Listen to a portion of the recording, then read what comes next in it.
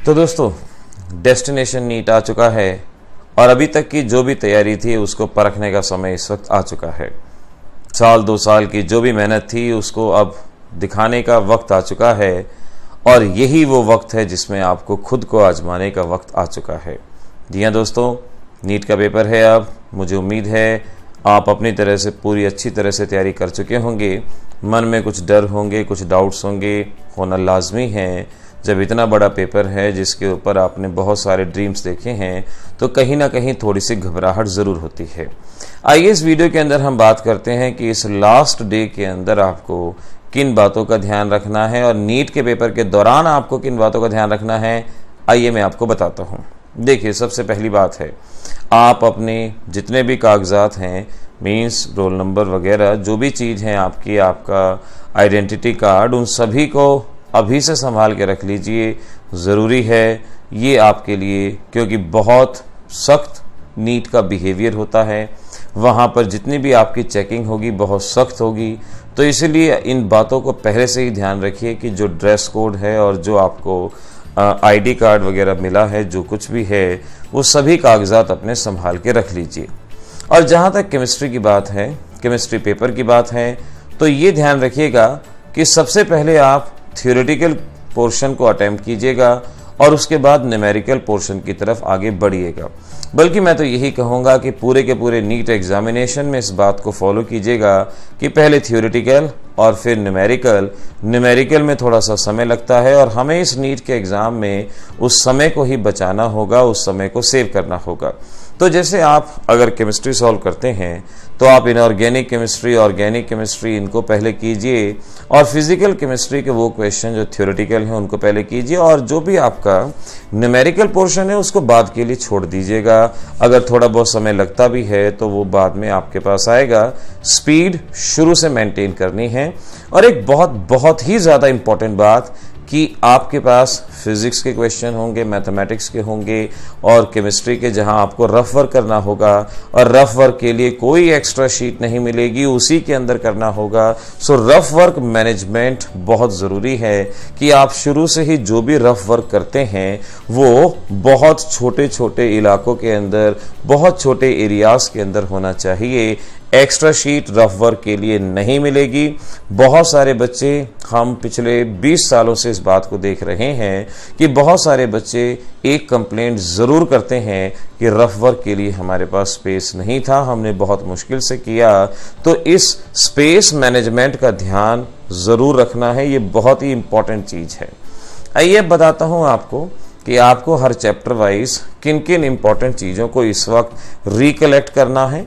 इस वक्त बहुत सारा सिलेबस रिवाइज करने की ज़रूरत नहीं है, पैनिक नहीं करना, अपने दिमाग को किसी भी साइकोलॉजिकल प्रेशर में लाने की ज़रूरत नहीं है, लेकिन लास्ट मोमेंट पे कुछ बातें ज़रूर आपको याद रहें तो आपके लिए अच्छा रहेगा। हमने हमारे चैनल की प्लेलिस्ट MCQs नीट जेई ये स्पेशली आपके इसी एग्ज़ाम के लास्ट मोमेंट प्रिपरेशन के लिए तैयार की है कि यहाँ पर जितने भी चैप्टर फिलहाल दिए गए हैं उन सभी चैप्टर के आपको सॉल्यूशन बताए गए हैं, आंसर दिए गए हैं। तो लास्ट मोमेंट में इसका रिवीजन आपके लिए हेल्पफुल होगा। इसका लिंक मैं आपको डिस्क्रिप्शन में भी दूंगा, तो वहाँ से एक एक वीडियो से, चैप्टर से ज़रूर चेक कर लीजिएगा। अब ध्यान रखिए, अगर आप क्लास 11th केमिस्ट्री की बात करते हैं तो लिमिटिंग रिएक्टेंट और रिएक्शन स्टोइशियोमेट्री लास्ट मोमेंट पे चेक कर लीजिए क्या आप इसके न्यूमेरिकल सॉल्व कर पा रहे हैं। उसके बाद डी ब्रोगली, हेजनबर्ग, स्पेक्ट्रम, क्या इनकी आप प्रॉब्लम्स स्ट्रक्चर ऑफ एटम में से सॉल्व कर पा रहे हैं या नहीं। और उसके अलावा पीरियोडिक प्रॉपर्टीज़ में एक बार पीरियोडिक टेबल का ओवरव्यूज ज़रूर दिमाग में रखिए। F ब्लॉक में कौन कौन से एलिमेंट हैं, D ब्लॉक में कौन कौन से हैं, एक ओवरव्यू दिमाग में ज़रूर रखिएगा। और ये ज़रूर ध्यान रखिएगा, हाइड्रोजन की पीरियोडिक टेबल में अब कोई पोजीशन नहीं है, उसे सेपरेटली प्लेस किया गया है। और इस तरह से एक ओवरऑल व्यू यहाँ पर याद रखेंगे। और उसके अलावा आपने यहाँ पर्टिकुलर एक्सेप्शंस, जैसे इलेक्ट्रॉन गेन एंथैल्पी में क्लोरीन की फ्लोरीन से ज़्यादा है, इस तरह के कुछ एक्सेप्शंस आपने साथ में याद रखने हैं। एल्यूमिनियम गैलियम का केस पर्टिकुलर केस है, गैलियम का साइज छोटा है, इफेक्टिव न्यूक्लियर चार्ज ज़्यादा है। तो इस तरह के जो भी एक्सेप्शंस हैं आपने शॉर्ट नोट साल भर में बनाए होंगे। नहीं तो कोई भी ऑब्जेक्टिव की बुक उठाइए और उसके हिसाब से आप देखेंगे डेफिनेटली आपको इस तरह के एक्सेप्शंस मिलेंगे। केमिकल बॉन्डिंग के अंदर खासतौर पे मॉलिक्यूलर ऑर्बिटल थ्योरी में कार्बन मोनोऑक्साइड और CO+1 इनका एक्सेप्शन ध्यान रखेंगे। CO+1 bond order 3.5, carbon monoxide 3, और इसके ऊपर भी हमने मॉलिक्यूलर ऑर्बिटल थ्योरी पे भी ऑलरेडी वीडियो अपलोड किया हुआ है, जिसे आप जेई नीट की प्लेलिस्ट में देख सकते हैं, या आप इसको केमिकल बॉन्डिंग चैप्टर की प्लेलिस्ट में भी इसको आप देख सकते हैं। इस तरह से रिडॉक्स रिएक्शन के तरफ ध्यान दें कि रिडॉक्स रिएक्शन में आप बाकी सारी चीज़ें तो सीख ही चुके हैं। क्या रिएक्शन स्टोइशियोमेट्री के न्यूमेरिकल्स को सॉल्व करना सीखा है या नहीं, ये भी चैनल की प्लेलिस्ट के अंदर जी और नीट प्लेलिस्ट के अंदर अवेलेबल है। एक बार उसको ज़रूर देख लीजिए ताकि आपको अपने बारे में आइडिया हो जाए। स्टेट्स ऑफ मैटर के अंदर van der Waals equation, real gas equation, Graham's law और आपका वेलोसिटीज़ की type, most probable velocities, root mean square velocities, इनमें क्या रिलेशन है वगैरह, ये इतना पोर्शन अच्छे से, बॉयल टेम्परेचर क्या है, इन्वर्जन टेम्परेचर क्या है, इनके ग्राफ्स वगैरह क्या हैं, ये एक बार ज़रूर रिवाइज कीजिए। जो पोर्शन बता रहा हूँ उसको रिवाइज करने में 5-10 मिनट से ज़्यादा का समय हर चैप्टर में नहीं लगेगा आपको, और बड़ी आसानी से ये हो जाएगा, लेकिन एक बार फाइनल रिवीजन देना ज़रूरी होगा। फिर बारी है इक्विलिब्रियम की। इक्विलिब्रियम के अंदर ध्यान रखिएगा, केमिकल इक्विलिब्रियम में खासतौर पे न्यूमेरिकल्स पे ध्यान दें, एक्सप्रेशंस पे ध्यान दें। एक्सप्रेशन जैसे आपसे पूछ सकते हैं, कोई इक्विलिब्रियम दे दिया, कहेंगे मोल फ्रैक्शन का एक्सप्रेशन क्या होगा, केसी का क्या होगा, केपी का क्या होगा, उस पर ध्यान दीजिए। ली चैटलिए प्रिंसिपल पे ध्यान दीजिए, दो चीज़ों पे ध्यान दीजिएगा। एक्टिव मास क्या कहा जाता है, ये तो पूरी केमिस्ट्री में इस्तेमाल होता है। आयनिक इक्विलिब्रियम के अंदर खासतौर पे acid base concept, buffer solution, salt hydrolysis, solubility product, 4 चीज़ों पे अच्छे से ध्यान दीजिएगा जो मैंने आपको बताया है। उसके अलावा एस ब्लॉक, पी ब्लॉक, इसमें सिर्फ और सिर्फ आप पिछले सालों के क्वेश्चंस को भी अगर अच्छे से कर लेंगे बात बन जाएगी। हाइड्रोजन में भी, एनवायरमेंटल केमिस्ट्री में भी, और जैसे कि मैंने कहा कि जो हमने प्लेलिस्ट अपलोड की है MCQs नीट जेई, वहाँ पर ऑलरेडी एस ब्लॉक के एक्सपेक्टेड क्वेश्चंस दिए गए हैं, तो एक बार उसको रिवाइज कर लेंगे तो वो भी आपके लिए मददगार होगा, हेल्पफुल होगा। जहाँ तक ऑर्गेनिक की बात है, क्लास 11th में से आपने एनालिटिकल ऑर्गेनिक केमिस्ट्री यानी test for nitrogen, test for sulphur और जेल्दल मेथड में लिमिटेशन क्या है, ड्यूमास मेथड में लिमिटेशन क्या है, और कौन सा मेथड सेपरेशन के लिए इस्तेमाल होगा, जैसे आपके पास आता है डिस्टिलेशन अंडर रिड्यूस्ड प्रेशर, ये किस किस तरह के कंपाउंड के लिए इस्तेमाल होता है। तो इस तरह की चीज़ों को आपको यहाँ 11th ऑर्गेनिक में से करना है। 11th ऑर्गेनिक में से ही नॉमेनक्लेचर का पोर्शन जरूर कीजिए, खासतौर पे पॉलीफंक्शनल कंपाउंड, ऑर्गेनिक कंपाउंड, इन दो चीज़ों का नॉमेनक्लेचर जरूर कर लीजिए नॉमेनक्लेचर में। 11th में इतना पोर्शन आपको ध्यान से देखना होगा जो मैंने अभी आपको बताया। फाइनल टच के तौर पे इसको आप जरूर देख लीजिएगा। क्लास 12th में सॉलिड स्टेट के अंदर magnetic property, electrical property, defect, इनको अच्छे से ध्यान रखिए। पैकिंग फ्रैक्शन की वैल्यूज को अच्छे से ध्यान रखिए। सॉल्यूशन चैप्टर के अंदर रोल्स लॉ के न्यूमेरिकल्स, खासतौर पे रोल्स का फर्स्ट लॉ, उसके बेसिस पे न्यूमेरिकल्स को कीजिए। आइडियल नॉन आइडियल सॉल्यूशन के एग्जांपल्स को अच्छे से याद कीजिए। कॉलिगेटिव प्रॉपर्टी के बेसिस पे न्यूमेरिकल जिसमें वांटो फैक्टर भी इन्वॉल्व होगा, इन न्यूमेरिकल्स को कीजिए। तो 3-4 बातें बताई हैं, बुक देख के फटाफट रिवाइज कर लीजिए, हुआ कि नहीं हुआ। फिर आएंगे आप इलेक्ट्रोकेमिस्ट्री के अंदर। इलेक्ट्रोकेमिस्ट्री चैप्टर के अंदर डेल्टा जी के बेसिस पे न्यूमेरिकल आएंगे, इलेक्ट्रोलिसिस की प्रॉब्लम आएंगी, सेल के बेसिस पे, मरकरी सेल है, लेड सेल है, इनके बेसिस पे, और मोलर कंडक्टिविटी, इक्विवेलेंट कंडक्टिविटी से रिलेटेड प्रॉब्लम्स को फाइनल टच के तौर पे याद कीजिए। केमिकल काइनेटिक्स के अंदर अरीनियस इक्वेशन को, उसके बेसिस पे आई हुई प्रॉब्लम्स को, और जो भी फर्स्ट ऑर्डर के ग्राफ वगैरह दिए गए हैं, इन चीज़ों को अच्छे से आपको देखना है।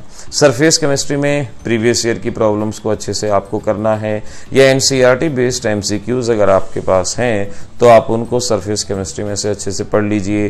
पॉलीमर के केस में भी प्रीवियस ईयर और एनसीईआरटी बेस्ड अगर MCQs हैं तो फाइनली फटाफट देख लीजिए, जो ना आता हो उसको याद कर लीजिए।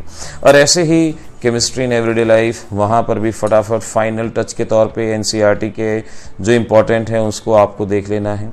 D and F block, coordinate compound, P block, इनके एमसीक्यूज, एक्सपेक्टेड एमसीक्यूज ऑलरेडी आपको प्लेलिस्ट के अंदर मैंने दे दिए हैं।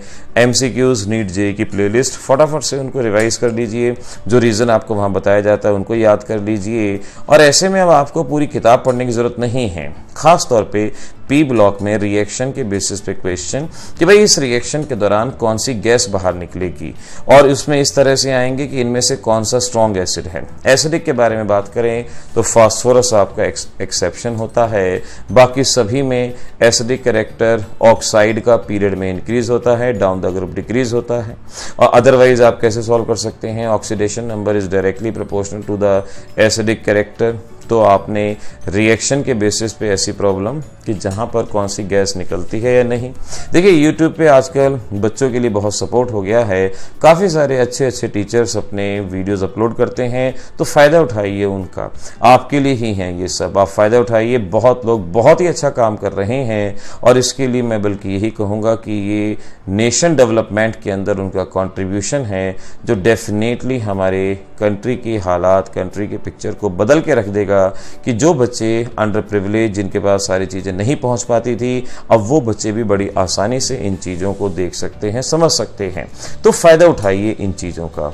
ऐसे ही D and F block, D and F block के अंदर आपने खास तौर पे कलर से रिलेटेड प्रॉब्लम्स को करना है कि भाई ये एलिमेंट कौन सा कलर दिखाएगा, मेल्टिंग पॉइंट, बॉइलिंग पॉइंट से रिलेटेड प्रॉब्लम्स करनी है, और मैग्नेटिज्म, इसके बेसिस पे जिस तरह की प्रॉब्लम्स भी आपको देखने को मिलती हैं फाइनली टच कर लीजिए, या आपने कंसेप्ट देख लीजिए। मेल्टिंग पॉइंट का ग्राफ दिया जाता है आपकी एनसीईआरटी के अंदर, उस ग्राफ को एक बार आंखों से गुजार लीजिए, ज़्यादा किसका, कम किसका, एवरेज किसका, ये वहाँ पर ज़रूर देख लीजिएगा।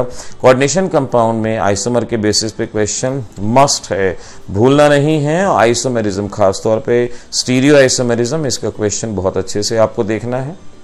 उसके अलावा कॉम्प्लेक्सेस की कलर रिलेटेड प्रॉब्लम्स, उसको आपने अच्छे से यहाँ पर देखना है, उसको एक बार फाइनली रिवाइज करने की ज़रूरत। उसके बाद बारी है आपके पास ऑर्गेनिक केमिस्ट्री। ऑर्गेनिक केमिस्ट्री में इंडक्टिव और रेजोनेंस, एरोमेटिसिटी, इन कंसेप्ट का एक बार फाइनली देख लीजिए। एसिडिक कैरेक्टर का क्या इसमें है, -I directly proportional to acidic, +I inversely proportional to acidic, dipole movement का क्या रिलेशन है, इसको फाइनली एक बार देख लीजिएगा। और यहाँ मैं खास तौर पे पर्टिकुलरली कहूँगा nucleophilic mechanism, SN1, SN2, SNAR, SNTH, SNI, खास तौर पे ये मैकेनिज्म्स आपको ज़रूर करने हैं।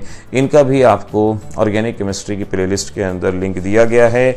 इजी ऑर्गेनिक केमिस्ट्री नाम की प्लेलिस्ट है, उसको देखिए, आपको बहुत मदद मिलेगी। उसके अलावा हेलो एल्किन, हेलो एरीन्स, किस तरह से क्वेश्चन सॉल्व होने हैं, ये एमसीक्यूज की प्लेलिस्ट में बताया गया है। अल्कोहल, फिनॉल वगैरह के बारे में भी एमसीक्यूज प्लेलिस्ट में बताया गया है। यहाँ पर तो हम ये कहेंगे मैकेनिज्म पे बेस्ड क्वेश्चन है। एक बार जो भी रिएक्शन, उनके मैकेनिज्म को रिफ्रेश कर लीजिए। क्या आप हर चीज़ को तोड़ना जान गए हैं? कार्बोकैटायन रीअरेंजमेंट के बारे में आप जानते हैं नहीं, इसको जरूर देख लीजिए। ऑर्गेनिक में मैं खास तौर पर एक बात और कहूँगा आपको कि number of stereo isomer, number of stereo isomer, इसको पहचान करना जरूर फाइनली टच कर दीजिएगा। हम इंस्टाग्राम पे अगर आप कहेंगे तो इंस्टाग्राम पे डेफिनेटली इसके नोट्स अपलोड कर देंगे। हमारी इंस्टाग्राम आईडी है pics_institute, उस पर डेफिनेटली इसके नोट्स करेंगे अपलोड अगर आप बोलेंगे। अदरवाइज अगर आप उसके बारे में जानते हैं तो स्टीरियो आइसोमर्स को एक बार जरूर अच्छे से रिवाइज कर दीजिएगा। सभी नेम रिएक्शन आनी चाहिए आपको, सभी नेम रिएक्शन की लिमिटेशन और उसके अंदर पर्टिकुलर मैकेनिज्म अगर है। Name reaction must must must, stereo isomer जरूर करना है, जरूर करना है। नोमेनक्लेचर, पॉलीफंक्शनल ग्रुप, एरोमेटिक का जरूर करना है। इस तरह से आपके यहाँ ऑर्गेनिक की तैयारी हो पाएगी। तो मुझे पूरी उम्मीद है बच्चों तैयारी अच्छे से हो चुकी होगी। फाइनल रिवीजन इस वक्त आप देख ही सकते हैं, बहुत अच्छे से हो जाएगा। और मैंने कहा एग्जामिनेशन के दौरान खास तौर पे स्पेस मैनेजमेंट का ध्यान रखना है। स्पेस आपके पास लिमिटेड होगा, उस लिमिटेड स्पेस के अंदर ही आपको कैलकुलेशन करनी है और ये ध्यान आपको ही रखना होगा। मेरी शुभकामनाएं आपके साथ हैं। मैं ऊपर वाले से प्रार्थना करूंगा कि आपको सफलता मिले, सक्सेस मिले और आप अपने मकाम पे के ऊपर अच्छे से और पूरी ग्लोरी के साथ पहुंच पाएं।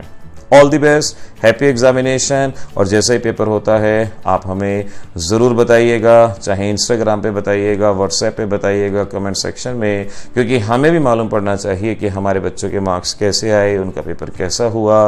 मुझे पूरी उम्मीद है आपका पेपर बहुत ही अच्छा होगा। All the best.